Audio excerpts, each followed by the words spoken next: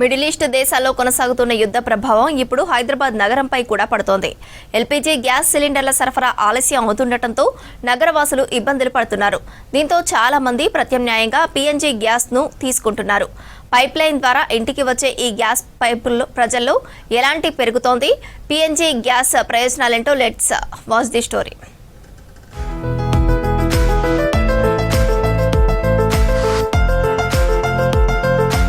PNG అంటే piped natural gas. సిలిండర్ల అవసరం లేకుండా పైప్ లైన్ల ద్వారా ఇళ్లకు సరఫరా అయ్యే సహజ వాయువు. ఇందులో మీథేన్ గ్యాస్ ఉంటుంది. భూమిలో ఉన్న గ్యాస్ నిల్వల నుంచి తీసుకొని శుద్ధి చేసి పైప్ లైన్ల ద్వారా నగరాలకు సరఫరా చేస్తారని తెలిపారు డిస్ట్రిబ్యూటర్స్.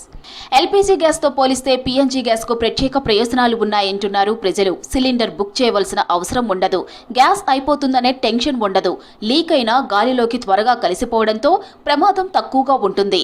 పీఎన్జీ గ్యాస్ తో కాలుష్యం కూడా తక్కువగా ఉత్పత్తి అవుతుందన్నారు experts. PNG is always good. It's safety. Number one is safe.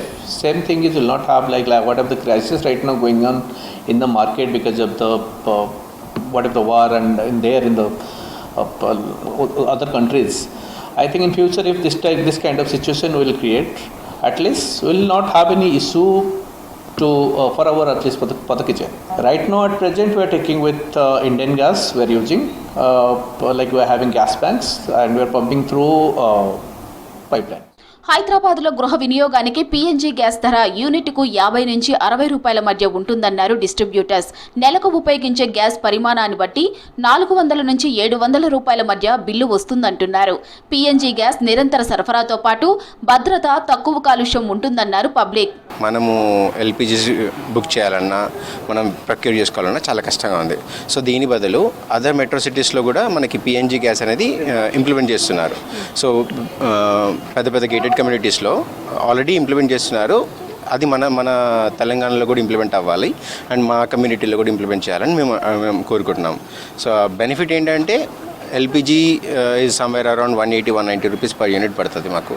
అదే పిఎన్జీ అయితే మనకు ఒక 55 రూపీస్ టు 60 రూపీస్ పడుతుంది. So it's better to have PNG and అది లైట్ వెయిట్. సో మనకి రెసిడ్యువల్ వేస్టేజ్ అనేవి ఎక్కువగా ఉండదు మనకి. So it's better we go for PNG than the LPG.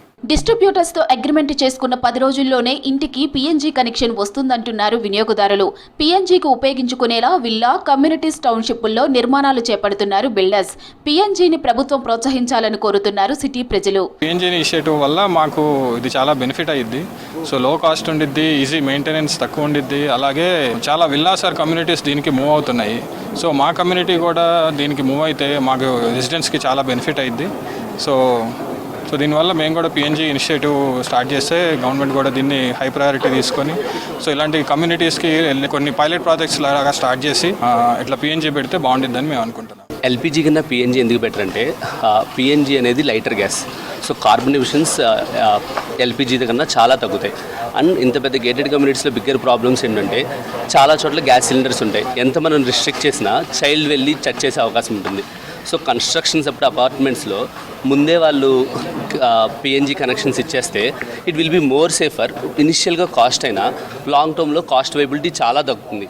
Almost 30-40% cost decrease అవుతున్నప్పుడు స్టిల్నో పిఎన్జీ యూజ్ చేయకపోవడం వెరీ బ్యాడ్. పిఎన్జీ ఉపయోగించినప్పుడు కార్బన్ ఉద్గారాలు తక్కువగా ఉండటంతో వాయు కాలుష్యం కూడా తగ్గుతుందంటున్నారు పర్యావరణవేత్తలు.